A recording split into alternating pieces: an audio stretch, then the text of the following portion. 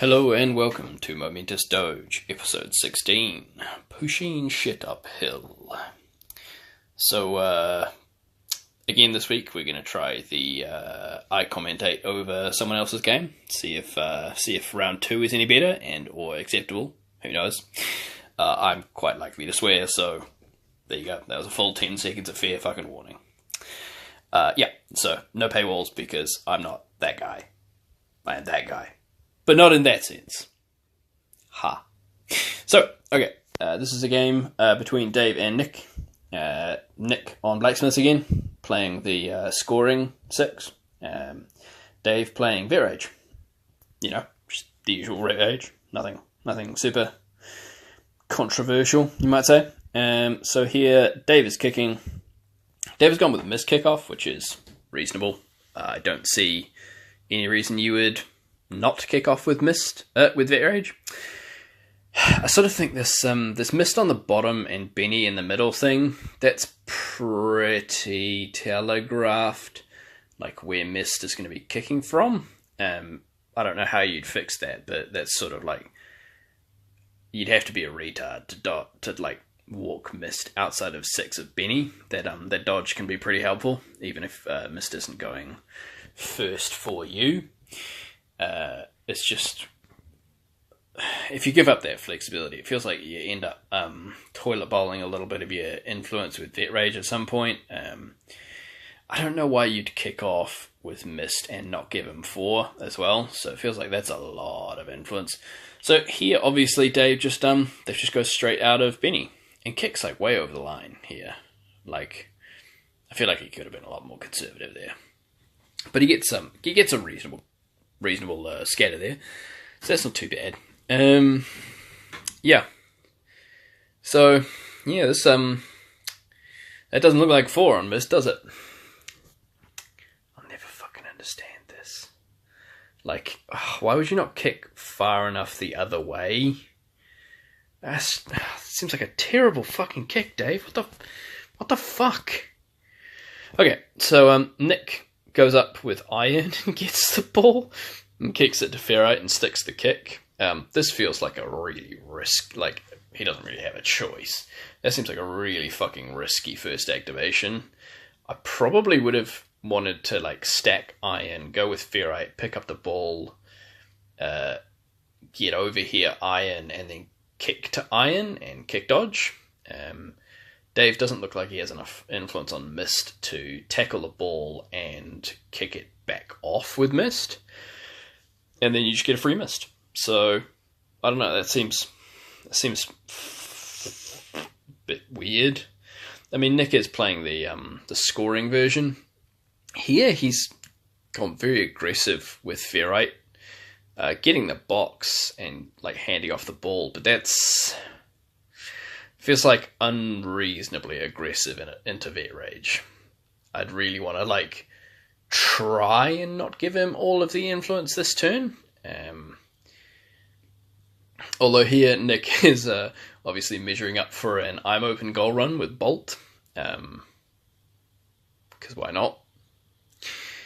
So the ball is on Bolt now, which was a bit of an awkward kick, I think. I wouldn't have done that myself. Yeah. So so here Bolt takes his free walk, kicks to Ferrite, takes the dodge. I'm opens back from Ferrite, walks his regular. He's going so fast because Ferrite is legendary. Goes in, kicks the goal. Woo! I'm open shenanigans. Seems fine. Yeah, that's adequate. This knee slider is fucking terrible. Like, why would you knee slider back into range of every fucking influence on Vet Rage's team? Just why? I mean, I probably would have gone for a quick foot with Ferris first, and then like knee slided a shitload of inches and been outside of Vet Rage's threat. That would have been nice. Taking the goal this early in the turn seems like a bit of a fuck up. I don't see a reason why you would give Vet Rage's team the ball midway through the turn. If you not knee slided like a moron, I think here you could have been able to knee slide it out of Vet Rage's threat range, or just waited until he's gone. I mean, Vet Rage is probably going last here, so yeah, your mileage may vary, but still, this is like, I think this is just getting, like, Nick's up 4 points, right? So he's doing okay, but why the fuck are you committing players to a scrum against Vet Rage? This is the literal dumbest thing you could possibly do. At least we've got this. So here Vet Rage has been kicked up with the ball from a dodge. So you really need to knock Vet. Like, see here he charges with Ferris, knocks down Vet Rage. Now Nick has to generate momentum, or Vet Rage is doing sweet fuck nothing, because he doesn't. I mean, okay, sure, not sweet fuck nothing. He's rinsing all that influence through Benny, which is not going to do great things, given Benny either is punching Hearth, or some dudes that are high defense and armor on a box. So, you know, there's that. Would have been nice if Ferris could have charged into Sentinel range of Bolt. That would have sort of like really put the lockdown. Unfortunately, here we have a reasonable ability for Dave to generate momentum, which goes in on Iron. So yeah, that Iron, like, once again, just not being great. I feel like I should have I'm opened a bit further away. I don't know if he can actually get away from Mist, but at least he's forcing Mist to hit Hearth, who sort of can do some shit. I don't know. This Aloy is terrible as well. Like, why would you give Aloy one fucking influence on the first turn? That seems pretty bad, eh? So here he's made some momentum with momentum to stand up Vet Rage. Vet Rage stands up, goes punches immediately the most durable thing on the opposing team, obviously. Sound plan, excellent. And sort of motors through most of Ferris. Fuck, I hate this team. Like, non-stop fucking tokens, and all these fucking models sound the same. Ugh. Like, the team is so well balanced, but everything else about Blacksmiths just is the worst thing in Guild Ball. Okay, venting done. Back to terrible play. So, back in the turn, Vet Rage gets to go first because we couldn't turn off Vet Rage, and he gets to make a ton of influence punching against Ferris. So, once again, so Vet Rage here is going to have to rinse through Ferris pretty much. Like, his first activation needs to be there, or he gives you an opportunity to actually make something happen. Ball is on Gutter at the back there, and you really do not want something to be, you know, getting to made happen here. He's, like, stacked up Bolt as well. Like, this is terrible because Ferris is Ferris is 90% to die first activation. So then that influence on Bolt is fucking garbage. Like,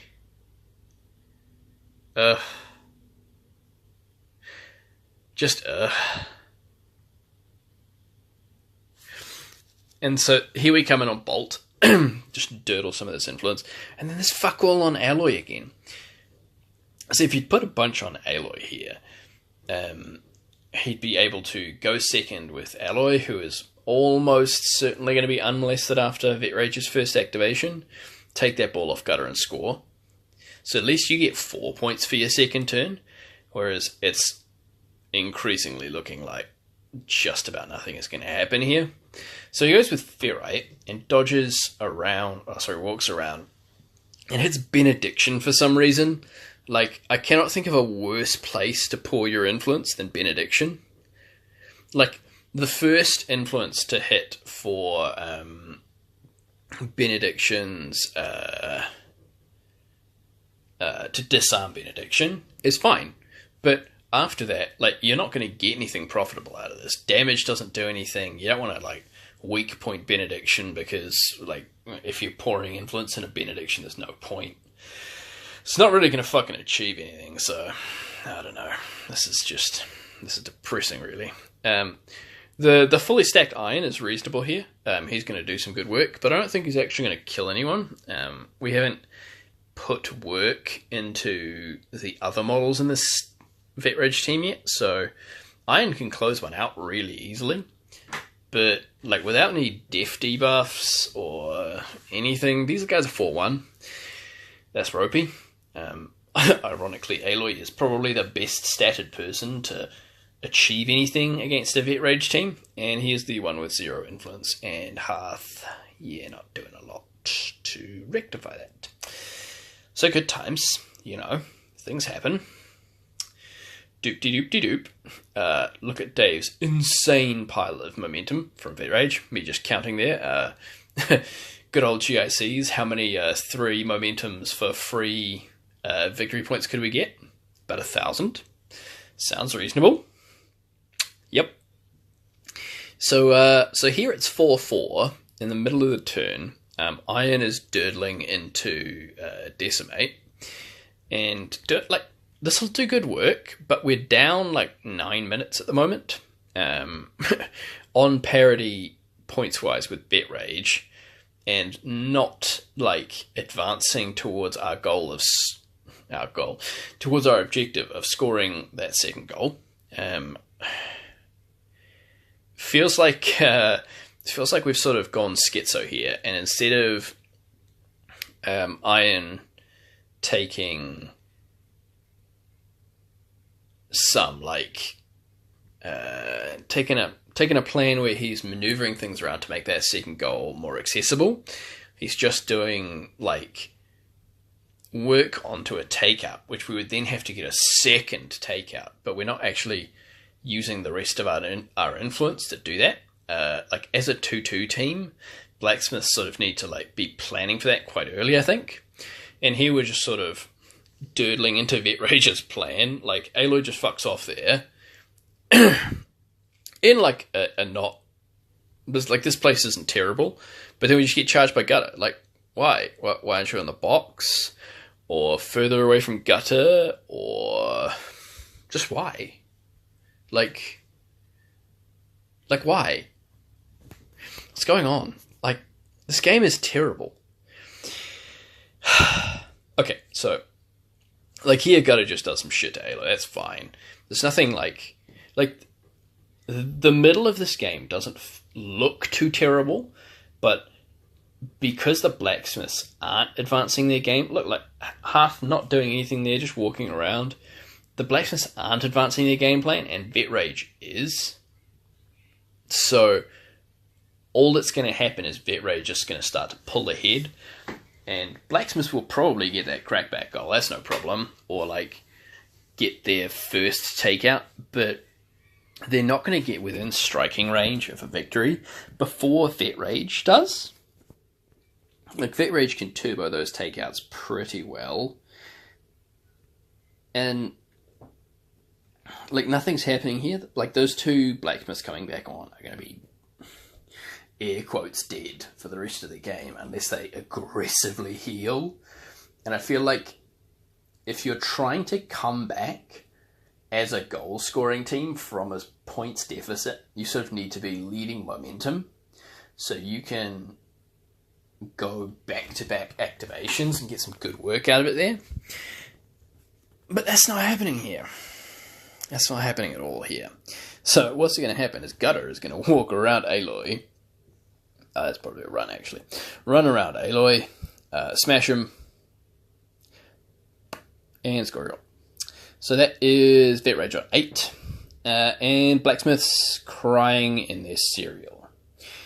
So the scatter here is fine. It goes down a bolt, snaps. He snaps at 2 bolt, which may have been a mistake. I think he probably could have gotten away without doing that.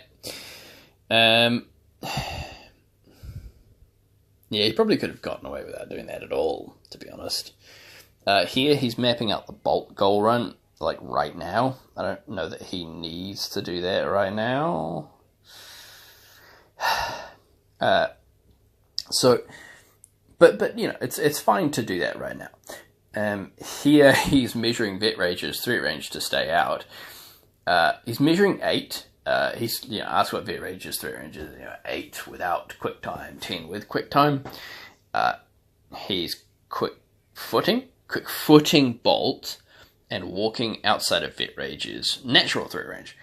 But what he doesn't realize is that, like, for the I'm open shenanigans to do shit, your models need to be unengaged, really. So there's absolutely no reason you would walk into Vet Rage's threat range there. He should just be, like, standing on top of the fucking chess clock right now. Because exactly what happens is next activation, Dave is like, okay, make this as hard as possible, charge Vet Rage into Varys. Not going to kill her again, don't care. Just, make your life miserable. So here, Bolt is forced to walk, kick to Varys, and he must, like, hit that 4 dice look. 4 dice? Depends on where he stands. So that looks like a 4 dice 5, not kicking over Vet Rage. He must dodge Varys out, which means he doesn't get that momentum for Varys to kick back to Bolt bonus timing. And that's crucial, because the 2 dice kickback is a lot more Bonesaw-like than the Ferrite 3 dice kickback. You can bonus time that, but I would bonus time it anyway with Ferrite pretty much 90% of the time, unless you're strapped for momentum, because the price of failure is high. And here we notice the price of failure is high. So Bolt takes a second jog and picks up the ball. Abort. This is fucking nightmarish. So just turtle walking in. This is not good. So this is pretty much game, I think. That Aloy takeout is locked up. It's functionally locked up. And what's going to happen here is Aloy is going to die. Nick is close enough to clocking that it doesn't matter. I don't think he can come back. It doesn't matter at all. So here, Hearth is just wasting influence, fucking around with Benediction. None of this shit matters. At this point, I hesitate to say the game is over, but it's very hard to last through this turn without Aloy dying, I think. Next to impossible. You could double heal him, I suppose. Although we haven't activated Aloy yet, it seems like, why not? Who knows? This seems like a great illustration of the price of sequencing your activations wrong and not reading the other guy's plans. Nick has played a lot of Vet Rage, so this is extra egregious. That is actually Nick's Vet Rage team. So yeah.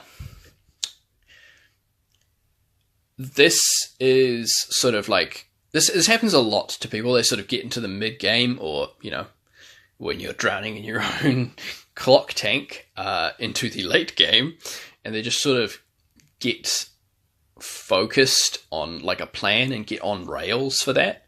And then when it goes wrong, they take too long or don't adequately assess how to bail out of that plan. And that's gonna happen here. So yeah, we've got a Blacksmiths team that is super out of position. Decimate has done nothing all game, but we don't care. 2 to 4 of the Blacksmiths players have done nothing all game. So yeah, this is nightmarish. Union get to go first yet again, and this is pretty much game. At this point, if you're Blacksmiths and you aren't going first, there's absolutely nothing you can do. Here, even with that positioning, it sort of looks like you could kill Aloy and Bolt. Aloy is 4-1, but here Dave is electing to go with Mist first, looking for those locked up points, just end the game in one activation rather than giving Nick a path back into the game. I think this is actually a mistake because, to be honest, it doesn't matter. Nick can score and go to 8, but all you have to do is boot it into a corner and wait. So there is no reason. Also, Nick has given no influence to Aloy, so all you have to do is kick it past Ferrite, and nothing is going to happen. There is no downside. Here, Dave sort of fucks it up. This ball in the backfield is a bunch of shit that is a distraction, to be honest. Dave has gone up on points. He kills Ferris instead of Aloy. Charges back in. Doesn't kill Aloy here, but he's on 11, so it doesn't fucking matter. Nick's already clocked out, lost an activation. This is just winding down the game in the most efficient manner possible. Why not? So yeah, this is like typical of a game that starts off well for the Blacksmiths, and then we sort of have a janky plan to get our second goal. It doesn't come off, and then we're just fucked. Like, we haven't got a plan B to bail out into, and we sort of take too long to bail out into plan B, even when we do have it, so that's just a bit sad. Like, not the greatest game for, like, top table viewing, but I think it's very illustrative of how the strengths of a accessible on-rails game plan in, like, a 4-1 Vet Rage team over a 2-2 or 3-0 Blacksmiths team sort of give you a lot more space to have bad dice or like a plan that's sketchy. So what did you think? Like, is this a good format or not? Probably a little sweary.